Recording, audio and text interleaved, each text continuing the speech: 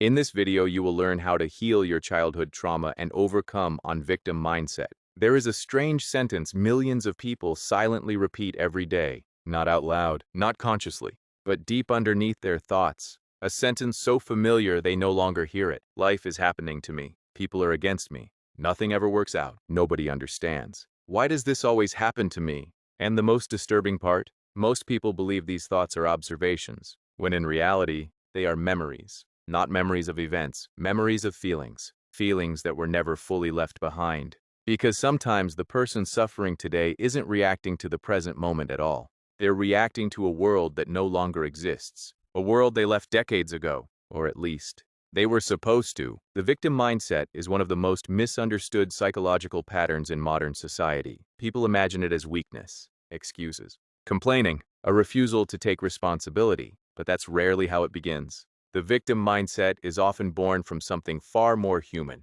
helplessness. Imagine being 5 years old, small, dependent, unable to leave, unable to fight back, unable to understand why the people around you are emotionally unavailable, angry, distracted, stressed, addicted, absent, or overwhelmed. A child has no power to change their environment, so the mind does something extraordinary. It adapts, and adaptation becomes identity. The child begins creating explanations. Maybe something is wrong with me. Maybe I caused this. Maybe if I become better, quieter, smarter, more successful, more lovable, everything will finally feel safe. And without realizing it, the child develops a private relationship with suffering. Years pass.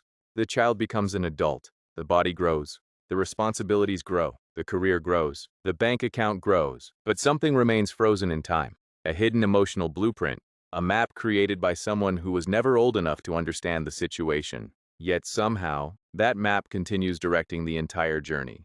This explains something that confuses so many people. Why can a successful adult still feel powerless? Why can someone surrounded by opportunities feel trapped? Why can a person with freedom continue experiencing life as if they're imprisoned? Because psychological reality is often stronger than objective reality.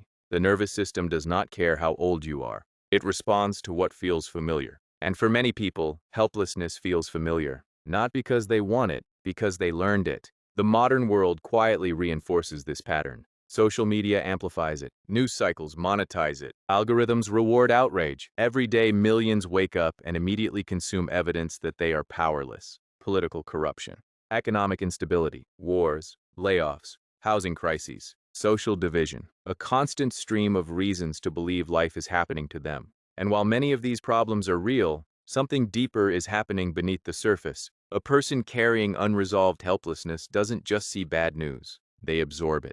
The information fuses with old emotional wounds. The world begins to feel less like a challenge, and more like proof. Proof that they were right all along. Proof that life is unfair. Proof that they are trapped. Proof that nobody is coming. The tragedy is that this belief system feels true, not because it reflects reality, but because it reflects history. And history has a powerful grip on the human mind. Yet there is something fascinating hidden inside every victim story, a contradiction. People who genuinely believe nobody cares often spend enormous energy trying to be understood. People who believe they're completely alone continue searching for connection. People who believe healing is impossible still click on videos like this. Why? Because another part of them knows something the wounded part does not. The part beneath the pain, the part beneath the fear, the part that never stopped hoping. That part is still looking for help, still looking for truth, still looking for freedom. And that changes everything, because healing begins long before someone feels hopeful. Healing often begins when someone finally admits how hopeless they feel, not as surrender, as honesty. For years, modern culture has trained people to hide emotional pain. Be strong. Move on. Stay positive. Keep grinding. Keep producing. Keep performing. But buried pain doesn't disappear. It waits. And eventually it starts speaking through anxiety, through depression, through burnout, through self-sabotage, through relationships that mysteriously repeat the same patterns over and over again. The pain keeps speaking until someone finally listens. And listening requires something most people avoid. Curiosity, not judgment, not criticism, curiosity. Because every emotional reaction contains information. Every trigger contains a message. Every disproportionate response reveals something unfinished. Think about a rifle. Most people focus on the trigger, the tiny piece of metal touched by a finger, but the trigger itself has no power. The explosion comes from what is already loaded inside.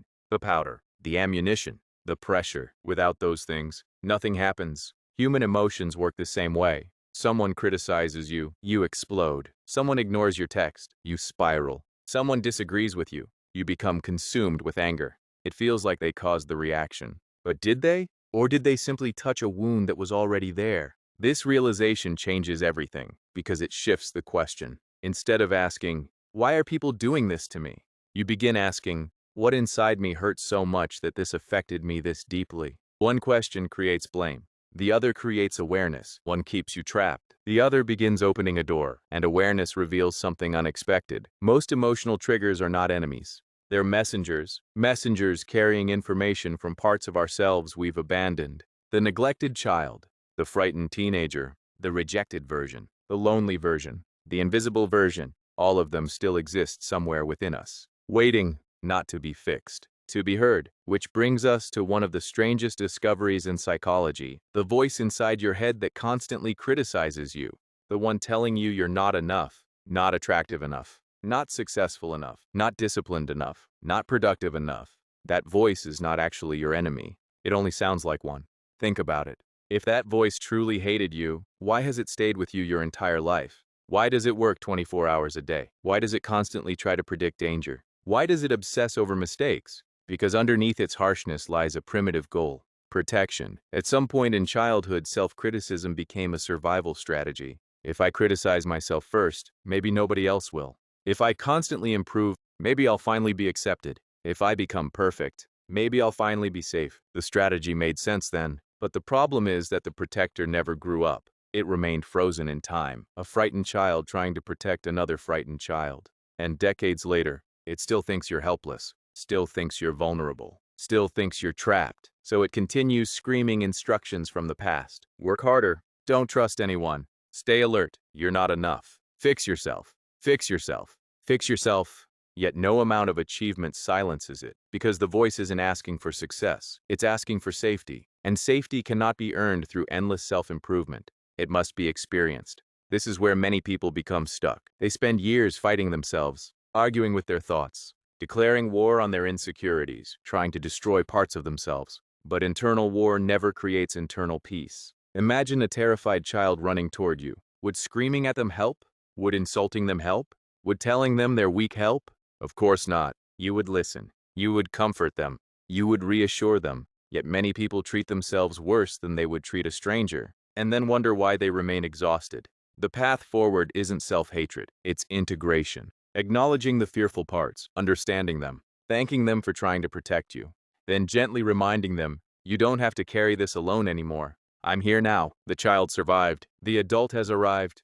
But perhaps nowhere is this more important than in the way we raise the next generation. Because childhood is where these stories begin. Modern parents face a challenge no previous generation has encountered. For most of human history, children were raised by tribes, communities, large networks of support. There were grandparents, neighbors, cousins, shared responsibility, shared wisdom, shared presence. Today, many parents are expected to do everything alone: raise children, pay bills, work full-time, manage stress, maintain relationships, navigate technology, and somehow remain emotionally available. The pressure is immense, and children absorb far more than words. They absorb emotional atmosphere. A child does not learn who they are primarily through instruction.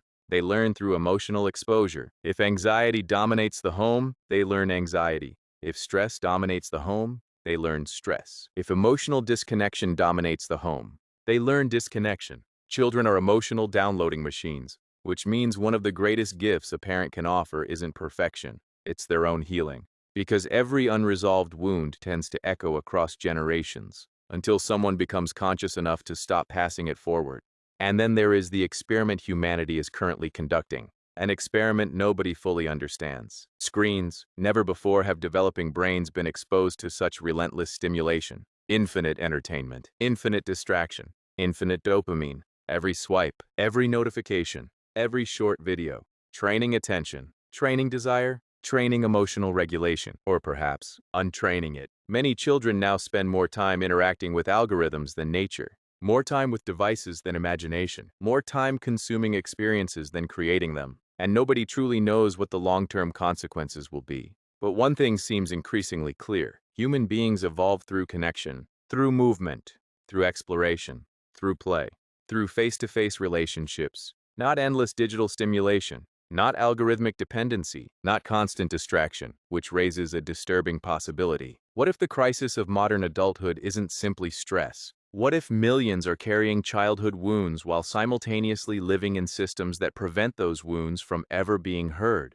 What if distraction has become society's preferred method of emotional avoidance? Think about your own life. How often do you sit alone with your thoughts? No music, no scrolling, no notifications, no entertainment, just silence. For many people, silence has become uncomfortable because silence reveals what distraction conceals. And what distraction conceals is often pain. But pain ignored becomes pain preserved. The wound remains. The pattern remains. The story remains until someone becomes curious enough to stop running. This is the paradox nobody talks about. Healing doesn't begin when life changes. Healing begins when awareness changes. When you realize your reactions are not your identity, your wounds are not your identity, your fears are not your identity, even your victim story is not your identity. They are experiences, not definitions, and experiences can change. The person who feels trapped today is not necessarily trapped. The person who feels powerless is not necessarily powerless. The person who feels broken is not necessarily broken. Sometimes they are simply carrying an outdated map, a map created by a younger version of themselves. A map designed for survival, not freedom. And perhaps the most courageous thing a human being can do is question that map.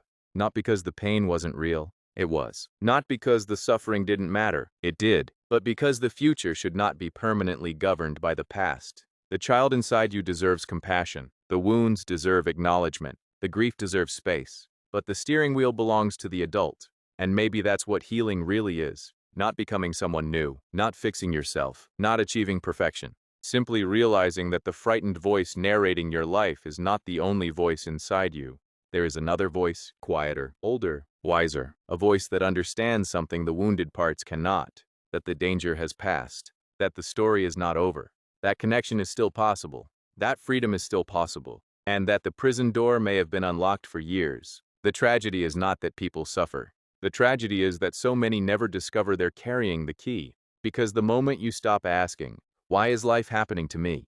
And start asking, what is life trying to show me? Everything changes. Not all at once, not overnight, but slowly, silently, like sunrise replacing darkness. And one day you look back at the person you used to be. The person convinced the world was against them. The person trapped inside old wounds. The person carrying burdens that were never theirs to carry forever. And you realize something astonishing. The prison was real. The pain was real. The wounds were real. But so was the door, and it had been waiting for you all along.